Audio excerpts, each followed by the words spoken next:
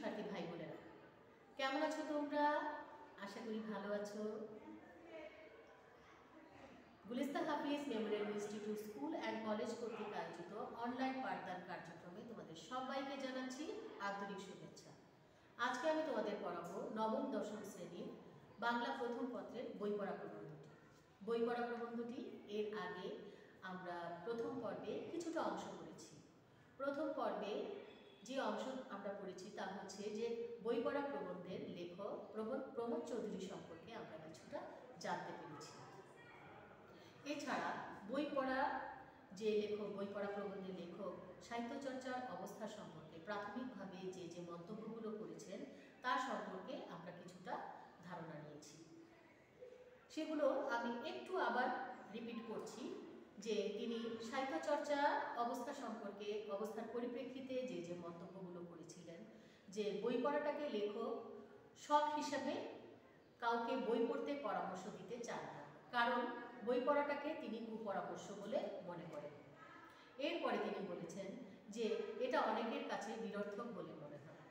আবার তিনি মনে করেছেন এ শিক্ষার ফল হাতে হাতে পাওয়া যায় না।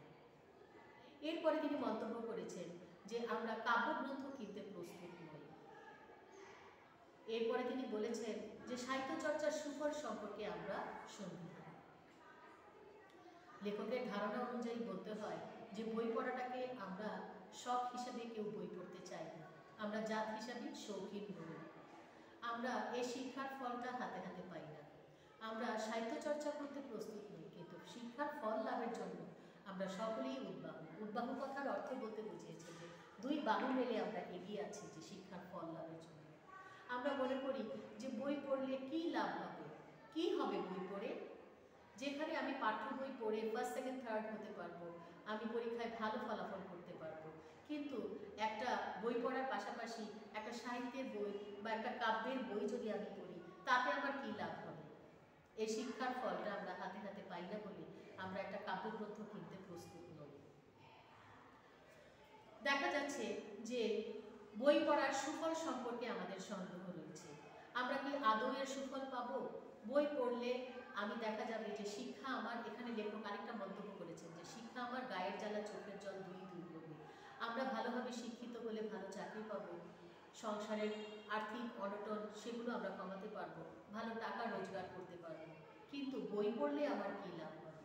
বই পড়লে আমি মনে করি এটা নিষ্কর্মার মতো কাজ হবে। লেখক এ মন্তব্য তিনি করেছেন। এরপরে বলেছেন যে বই পড়ার সুফল সম্পর্কে আমাদের সন্দেহ রয়েছে যে এই বই পড়লে আমার কি লাভ। এতে লেখকের সন্দেহ, অনেকেরই সন্দেহ। লেখক মতামত দিয়েছেন যে এর সুফল সম্পর্কে অনেকেই সন্দেহান। আমরা দেখা যাচ্ছে যে ব্যবসার উন্নতির জন্য দেখা যাচ্ছে যে আমরা হাজারখানা ল রিপোর্ট কিনে থাকি। দেখা যাচ্ছে যে বই জ্ঞানের পরিধি বাড়ানোর জন্য, যেখানে কাব্যচর্চা করার জন্য কোনো কাব্যের বই আমরা কিনতে প্রস্তুত নই, কিন্তু আমরা গাইড বই, নোট বই এগুলো কিনতে চাই, কারণ সেগুলো কিনলে আমরা পরীক্ষায় ভালোভাবে পাশ করতে পারবো, ভালো নম্বর পাবো, ভালো ফলাফল অর্জন করতে পারবো। তাই বই পড়ার প্রতি আমাদের আগ্রহটা একেবারেই কম, সাহিত্য চর্চা তো দূরের কথা। এরপরে লেখক গণতন্ত্র সম্পর্কে একটি প্রসঙ্গ এনেছে যে গণতন্ত্র অর্থাৎ ডেমোক্রেসি সাহিত্যের সার্থকতা বোঝে না, বোঝে শুধু অর্থের সার্থকতা। ডেমোক্রেসি কথার অর্থ হচ্ছে সকলকে সমান করতে চায়, কিন্তু আমরা ডেমোক্রেসির গুণগুলো আয়ত্ত করিনি, আমরা তার দোষগুলো আয়ত্ত করেছি। ডেমোক্রেসির অর্থটাকে আমরা উল্টোভাবে বুঝেছি। এই প্রসঙ্গে লেখক আরেকটি মন্তব্য করেছেন যে ব্যাধি সংক্রামক, স্বাস্থ্য নয়। ব্যাধি সংক্রামক মানে তিনি বুঝিয়েছেন যে স্বাস্থ্য হচ্ছে যার যার সম্পদ। একটা স্বাস্থ্যবান ব্যক্তির সংস্পর্শে যদি আমি যাই, আমার স্বাস্থ্য আমারই থাকবে, তার স্বাস্থ্য তারই থাকবে। কিন্তু একটা অসুস্থ মানুষের পাশে, সংক্রামক ব্যাধিগ্রস্ত একটা মানুষের পাশে যদি আমি থাকি, তার পাশে যদি আমি কিছুক্ষণ বসি, তার যে সংক্রামক ব্যাধি সেটা খুব সহজেই আমাকে সংক্রমিত করবে। সেই সংক্রামক ব্যাধি আমাকে সহজেই সংক্রমিত করবে। তার মানে হচ্ছে যে আমরা ভালো কিছুগুলো গ্রহণ করতে পারি না, ভালো কিছু আমাদেরকে অর্জন করতে হয়, কিন্তু খারাপ কিছু খুব এমনিতেই আমাদের মাঝে চলে আসে। তাই ব্যাধি সংক্রামক, স্বাস্থ্য নয়। এই উক্তিটি লেখক করেছেন যে ভালো কিছু আমাদের অর্জন করতে হয়, ভালো কিছু আমরা গ্রহণ করতে পারি না, কিন্তু খারাপ কিছু খুব সহজেই আমাদের মাঝে এসে যায়। এরপরে তিনি মন্তব্য করেছেন আমাদের শিক্ষা ব্যবস্থায় যে যে বিষয়গুলো পড়ানো হয়, প্রতিটা পার্টিকুলার যে সাবজেক্টগুলো আমরা পড়ি, যে অঙ্ক, তারপরে দেখা যাচ্ছে যে সামাজিক বিজ্ঞান, ধর্ম, তারপরে দেখা যাচ্ছে যে ফিজিক্স, কেমিস্ট্রি, তারপর ভূগোল, কৃষি, এই যে আলাদা আলাদা বিষয়গুলো আমরা পড়ি, এগুলো থেকে কি আমরা পুরোপুরি জ্ঞান অর্জন করি না। যার যার বিষয়ভিত্তিক জ্ঞানগুলো আমরা অর্জন করি, কিন্তু পুরোপুরি জ্ঞান অর্জনের জন্য লেখক বই পড়াটাকে খুব গুরুত্ব দিয়েছেন। তিনি এ প্রসঙ্গে একটি মন্তব্য করেছেন যে যে বিষয়গুলো আমরা পড়ছি তা হচ্ছে বড় গঙ্গার তোলা জল। তিনি মনটাকে একটা নদীর সাথে তুলনা করেছেন। বই পড়াটা হচ্ছে সেই নদী, আর মন ও গঙ্গার সেই তোলা জল, সেই বিষয়গুলো, সেই নদী থেকে যদি এক ঘটি জল তুলে নেওয়া হয়, সেই জল দিয়ে আমি কি করতে পারবো? হয়তো আমি হাত মুখ ধুতে পারবো, কিন্তু আমি পুরোপুরি কি শরীরটাকে ধুতে পারবো? পুরোপুরি গোসল করতে পারবো? পুরো শরীরটাকে কি আমি পরিষ্কার করতে পারবো? না। আমার পাশে যদি নদী থাকে, সেই নদীতে গেলে আমি কি করতে পারবো? হাত মুখ ধুতে পারবো, সাঁতার কাটতে পারবো, গোসল করতে পারবো। এতে কি হবে? আমার পুরো শরীরটা ধৌত হয়ে যাবে, পুরো শরীরটা পরিষ্কার হয়ে যাবে। লেখক বই পড়াটাকে সেই নদীর সাথে তুলনা করেছে। এরপরে তিনি আরেকটা মন্তব্য করেছেন যে যে জাতির জ্ঞানের ভাণ্ডার শূন্য, সে জাতি ধনের ভারেও ভবানী। জ্ঞানের ভাণ্ডার শূন্য বলতে বুঝিয়েছেন যে যে জাতি জ্ঞানে শূন্য, সে জাতি ধনেও রিক্ত বা শূন্য। তো জ্ঞানের ভাণ্ডার শূন্য, ধনেও শূন্য। ধন অর্থাৎ সম্পদ, ধনের আরেক নাম হচ্ছে যেটা সম্পদ। আমরা যদি সম্পদশালী হয়, তাহলে সম্পদ সৃষ্টি হয় কি সাপেক্ষে? জ্ঞান সাপেক্ষে। যে জাতি যত বেশি জ্ঞানী, সে জাতি তত বেশি সম্পদশালী। জ্ঞান সৃষ্টি হয় কি সাপেক্ষে? মন সাপেক্ষে। যার মন যত বেশি উন্নত, সে তত বেশি জ্ঞানী। যে যত বেশি জ্ঞানী, তার মন তত উন্নত। এই মনকে সচল, সরাগ, সতেজ করতে আমরা কি করতে পারি? কি করতে হবে আমাদেরকে? মনকে সতেজ, সরাগ এবং প্রাণবন্ত করতে আমাদের কি করতে হবে? সাহিত্য চর্চা করতে হবে। সাহিত্য চর্চা করতে হবে। সাহিত্য চর্চার জন্য আমাদের কি দরকার? সাহিত্য চর্চার জন্য আমাদের কি করতে হবে? বই পড়তে হবে। সাহিত্য চর্চার জন্য আমাদের কি করা দরকার? বই পড়া দরকার। আর বই পড়ার জন্য আমাদের কি করতে হবে? বই পড়ার জন্য আমাদের কি দরকার? লাইব্রেরি দরকার। বই পড়ার জন্য আমাদের লাইব্রেরি দরকার।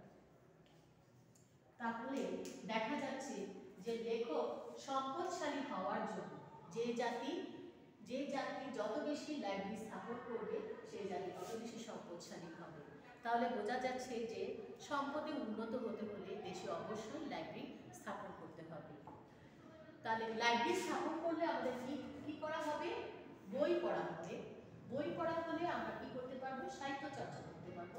সাহিত্য চর্চা করতে হলে আমার মন উন্নত হবে। আমার মন যত উন্নত হবে, তত আমি জ্ঞানী হব।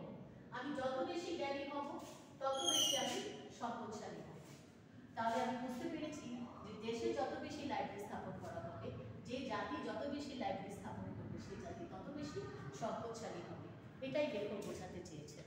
তাহলে লাইব্রেরির গুরুত্বটা লেখক এমনভাবে বোঝাতে চেয়েছেন যে লাইব্রেরি হচ্ছে যে লাইব্রেরির সার্থকতা হাসপাতালের চাইতে কম নয়, কিন্তু স্কুল কলেজের চাইতে একটু বেশি। তিনি হাসপাতালের চাইতে কম নয়, কিন্তু স্কুল কলেজের চাইতে বেশি। তাহলে বলছে যে স্কুল কলেজের চাইতে বেশি এই কারণে যে আমরা আমাদের ছেলে মেয়েদেরকে জোর করে বিদ্যা গেলানো হয়। তাদের জোর করে দেখা যাচ্ছে যে আমরা স্কুল কলেজের যে শিক্ষা ব্যবস্থায় যে ত্রুটিগুলো রয়েছে, সেই ত্রুটিগুলো সম্পর্কেও লেখক বলেছেন যে শিক্ষা ব্যবস্থায় সেখানে জোর করে বিদ্যা গেলানো হচ্ছে, জোর করে আমরা লেখাপড়া করাচ্ছি। এখানে আমি আমাদের শিক্ষা ব্যবস্থাকে দোষ দিয়ে বলছি না, এখানে লেখক প্রমোদ চৌধুরীর বক্তব্য অনুযায়ী তার বই পড়া প্রবন্ধের লেখা প্রসঙ্গে বলতে হচ্ছে যে সেখানে যেভাবে ছাত্রদের জোর করে বিদ্যা গেলানো হয়, এতে কি হয়, ছাত্র নিজে নিজে শিক্ষিত হতে পারে না, তাকে জোর করে শেখানো হয়। পাশ করা আর শিক্ষিত হওয়া এক বস্তু নয়। এখানে লেখক আরেকটি কথা বলেছেন যে সুশিক্ষিত লোক মাত্রই স্বশিক্ষিত। স্বশিক্ষিত কথার অর্থ হচ্ছে নিজে নিজে শিক্ষিত, আর সুশিক্ষিত কথার অর্থ হচ্ছে সুন্দরভাবে শিক্ষিত হওয়া, অর্থাৎ সুন্দর শিক্ষায় শিক্ষিত হওয়া। তাহলে স্বশিক্ষিত হওয়ার সুযোগ পাওয়ার জন্য আমাদের কি দরকার? স্বশিক্ষার জন্য লাইব্রেরি দরকার, যেখানে লাইব্রেরিতে যে নিজে নিজে শিক্ষিত হতে পারবে। তাহলে সুশিক্ষিত লোক মাত্রই স্বশিক্ষিত বলতে বলছে যে শিক্ষক ছাত্রকে তার মধ্যে কৌতূহল সৃষ্টি করতে পারে, তার জ্ঞান পিপাসাকে জ্বলন্ত করতে পারে, তার মধ্যে সৃজনশীলতার বিকাশ ঘটাতে পারে। কিন্তু প্রকৃত শিক্ষায় শিক্ষিত হতে হবে তার নিজেকেই নিজের জ্ঞান অর্জন করতে হবে। তাই নিজেকে নিজের জ্ঞান অর্জন করতে হলে তাকে সুশিক্ষিত হতে হবে, এবং এই সুশিক্ষার জন্যই তার কি দরকার? সাহিত্য চর্চা করার দরকার, অর্থাৎ বই পড়া দরকার। আর এই বই পড়ার জন্যই তার লাইব্রেরির প্রয়োজন হয়েছে। এছাড়াও যে আমাদের শিক্ষা ব্যবস্থা প্রসঙ্গে লেখক আরেকটি চমৎকার উদাহরণ দিয়েছেন, যে এক মা তার শিশুকে জোর করে দুধ গিলাচ্ছেন। সেই দুধ হচ্ছে কিসের দুধ? গরুর দুধ। গরুর দুধ দেখা যাচ্ছে সব শিশু গরুর দুধ হজম করার শক্তি একরকম না।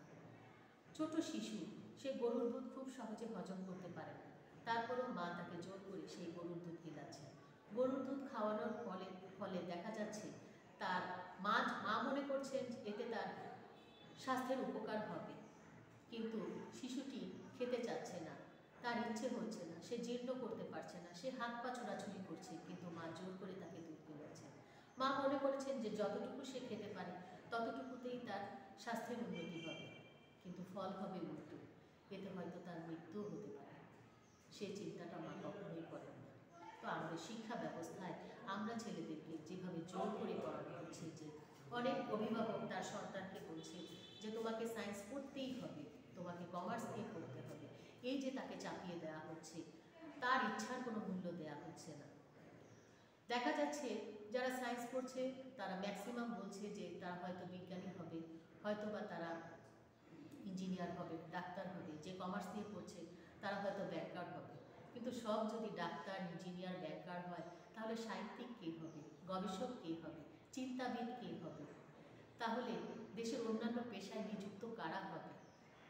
তাহলে কি একটা শিক্ষার্থীর তার ইচ্ছার কি কোনো মূল্য নেই? আমরা কি সেই মূল্য দিয়ে থাকি? আমরা জোর করে তাকে বলছি তোমাকে এই বিষয় পড়তেই হবে, তোমাকে এই বিষয়ের জ্ঞান আয়ত্ত করতে হবে। এর ফলে কি হয়? তার প্রকৃত নলেজ থেকে, প্রকৃত জ্ঞান থেকে সে ছিটকে পড়ে, পড়াশোনার প্রতি তার আগ্রহটা কমে যায়। দেখা যাচ্ছে যে যখন সে শিক্ষিত হয়ে বের হয় তখন তার মন বলতে কিছু থাকে না, তার আত্মা বলতে কিছু থাকে না। কারণ আমাদের দেশে দেহের মৃত্যুর রেজিস্ট্রারি রাখা হয়, আত্মার রাখা হয় না।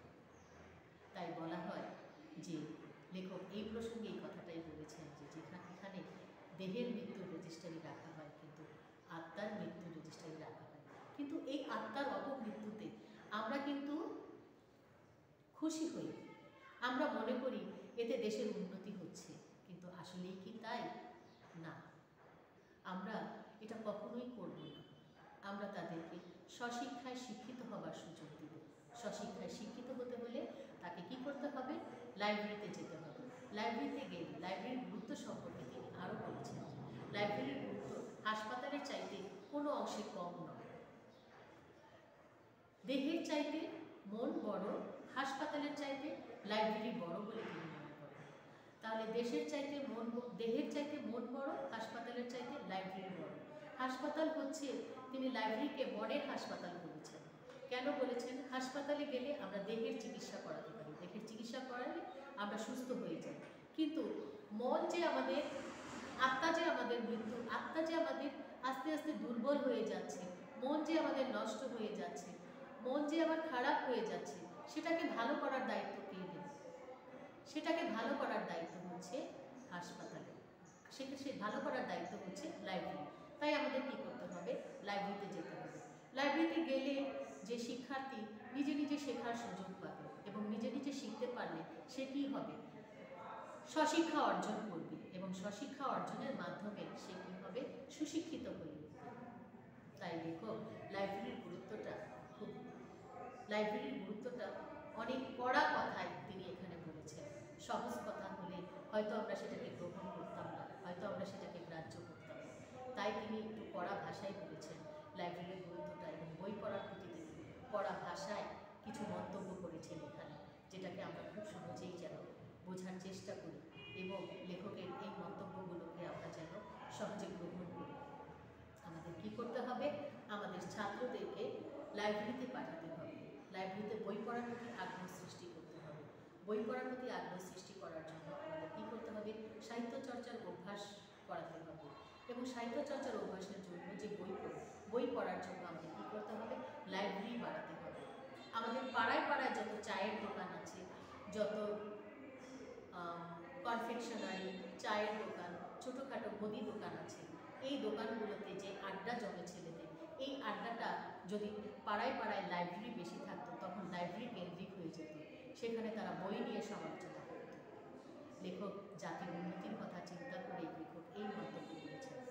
প্রকৃতপক্ষে লেখক চেয়েছেন যে জাতিকে উন্নত করার জন্য, যে জাতি যেন নির্জীব না হয়, জাতি যেন সজীব হয়ে ওঠে, জাতিকে সজীব করে তোলার জন্য তার এই বই পড়া প্রবন্ধের মাধ্যমে সেই প্রয়াস চালিয়েছে। তো বই পড়া প্রবন্ধটি জাতির মানসিক বিকাশ ও সমৃদ্ধিতে লেখক মনে করে বই পড়া, জ্ঞান এবং সাহিত্য চর্চার কোনো বিকল্প নেই। আশা করি তোমরা বই পড়া সম্পর্কে কিছুটা হলেও বুঝতে পেরেছ। যদি তোমরা কিছুটা বুঝতে পারো, তাহলে আজকে আমার এই পাঠদান আমি সার্থক বলে মনে করব। তোমাদের জন্য একটি বাড়ির কাজ আমি দিয়ে দিই। বাড়ির কাজটি হলো যে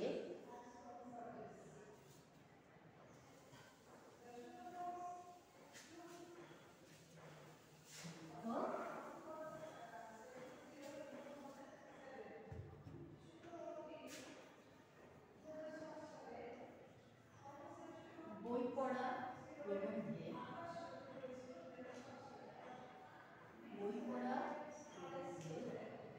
লেখক বই পড়ার প্রতি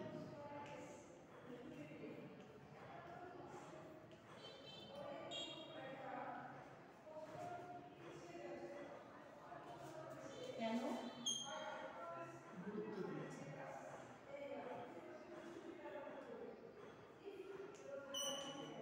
বই পড়ার প্রতি কেন গুরুত্ব দিয়েছেন?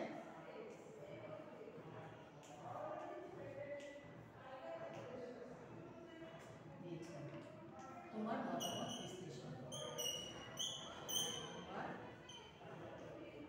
মতামত বিশ্লেষণ করো। তাহলে বাড়ির কাজ তোমরা যার যার মতো করে ফেলো। আশা করি আজকের পাঠদান তোমাদের কিছুটা হলেও তোমরা এই পাঠদানে উপকৃত হবে। আজকে এই পর্যন্তই। আগামী ক্লাসে তোমাদের সাথে আবার দেখা হবে নতুন কোনো বিষয় নিয়ে, নতুন কোনো অধ্যায় নিয়ে।